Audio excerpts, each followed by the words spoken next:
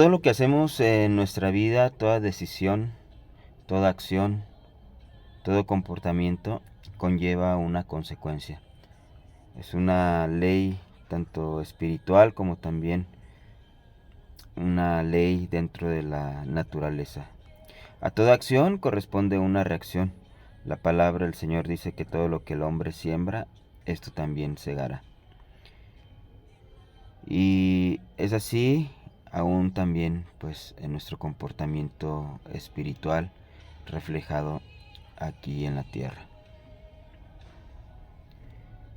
Estamos en la enseñanza número 3 de la doctrina del pecado.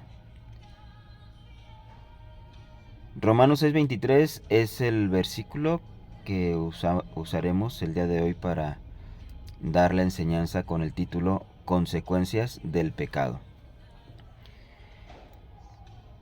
Dice el verso, porque la paga del pecado es muerte, mas la dádiva de Dios es vida eterna en Cristo Jesús, Señor nuestro.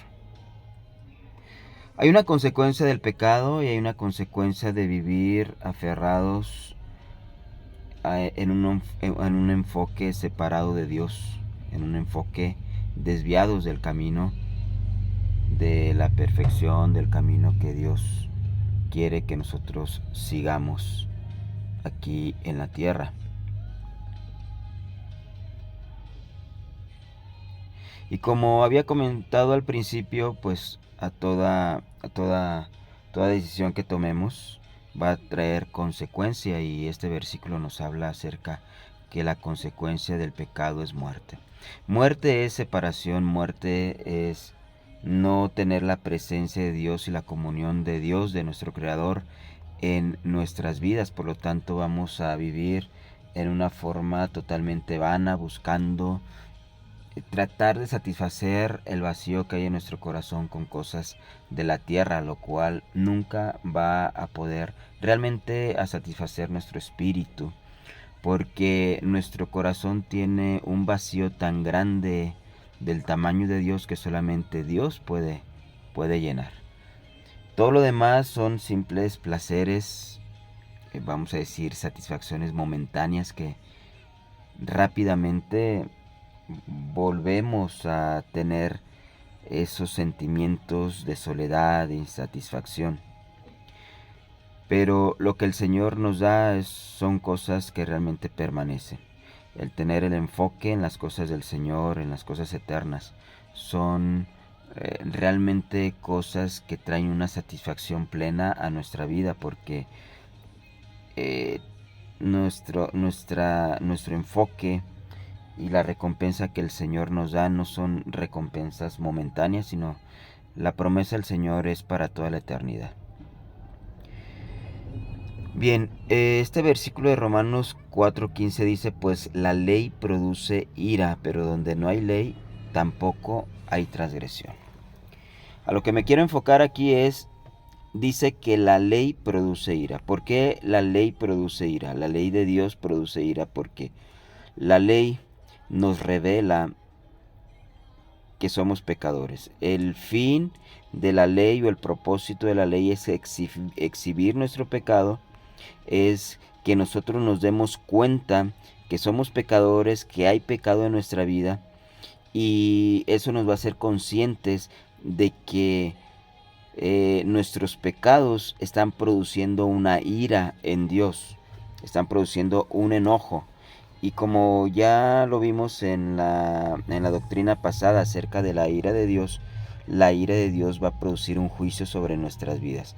Y el juicio de la ira de Dios en relación al pecado, la sentencia o la consecuencia del pecado, como dice Romanos 6:23, es la muerte. Por lo tanto, cuando una persona se aferra al pecado, y aun cuando ya viene al conocimiento de la verdad y al conocimiento, y Dios le ha revelado que hay una ira sobre su vida y no hace caso, se aferra a una vida pecaminosa, no quiere abandonar ese error, ese camino del error, entonces va a producir eso también, más endurecimiento en su corazón como consecuencia. y lo único que van a esperar pues es que Dios los entregue a una vida completamente pecaminosa. Es lo que dice Romanos 1:23. Hay situaciones, hay personas que ya están bajo un juicio tremendo de Dios, donde Dios literalmente ya los ha entregado a una vida completamente mundana. Por decirlo de esa manera, Dios los ha abandonado. Y la vida de esas personas pues es muy triste. Y es una de las cosas que tenemos nosotros como creyentes, como hijos de Dios, como personas que escudriñamos las escrituras y Dios nos ha revelado el camino correcto. Tenemos que guardarnos de permanecer en una actitud pecaminosa delante de Dios, porque Dios tiene un tiempo, nos da un tiempo para arrepentirnos, pero si no nos arrepentimos, entonces Dios nos puede endurecer el corazón. No tanto que Dios quiera endurecernos, sino que son consecuencias de nuestras propias decisiones. Si nosotros no queremos nada con Dios, entonces puede llegar un momento donde Dios realmente nos suelte, y si nos suelta, nos va a entregar a una vida completamente pecaminosa y a un ciclo de destrucción, que lo único que nos espera en la vida eterna sería la condenación. Fíjense lo que dice este versículo o estos versos de Romanos 1 del 23 al 25. Dice, y cambiaron la gloria de Dios incorruptible en semejanza de imagen de hombre corruptible, de aves, de cuadrúpedos y de reptiles. Está hablando de la idolatría, pero como ya hemos visto en otras ocasiones, la idolatría no solamente se reduce a estatuas de oro, de plata, de madera, imágenes, sino que realmente la idolatría comienza en el corazón. La idolatría es todo aquello en lo cual nos refugiamos para tratar de traer una satisfacción a nuestra vida, pero tratar de em, eh, cambiar, eso es cambiar lo, lo único, lo que Dios nos puede dar. Dios es el único que puede traer satisfacción a nuestra vida. Y a veces nosotros queremos encontrar esa satisfacción en cosas de la tierra. Eso es idolatría. Dice, por lo cual también Dios los entregó a la inmundicia en las concupiscencias de sus corazones, de modo que deshonraron entre sí sus propios cuerpos, ya que cambiaron la verdad de Dios por la mentira, honrando y dando culto a las criaturas antes que al Creador, el cual es bendito por los siglos. Honramos y damos culto a las criaturas antes que al Creador. Es un desfase de pensamiento, es un desfase de conceptos, donde el que está separado de Dios como consecuencia de su pecado y de aferrarse a esa vida mundana, sus sentidos realmente se embotan.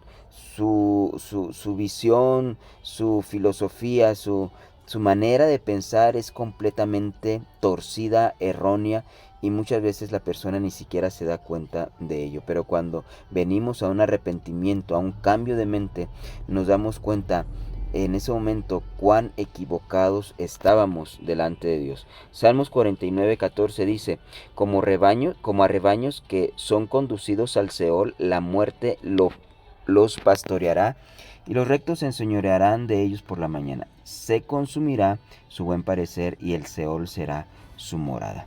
Dice que aquellos que se han aferrado a esa vida pecaminosa y Dios los ha entregado a la inmundicia, lo único que pueden esperar es de que la misma muerte los va a pastorear, porque la muerte es como un pastor que tiene su rebaño, y esa muerte, el sistema mundano, toda la corrupción los va a llevar a un destino, los va a pastorear hacia un destino, y ese destino, como dice este versículo de Salmos 49:14, ese destino es el Seol, es el lugar de muertos, y ese será su morada para un día esperar el juicio eterno de Dios hacia una condenación eterna. Guardémonos y arrepintámonos de toda acción pecaminosa. Amén.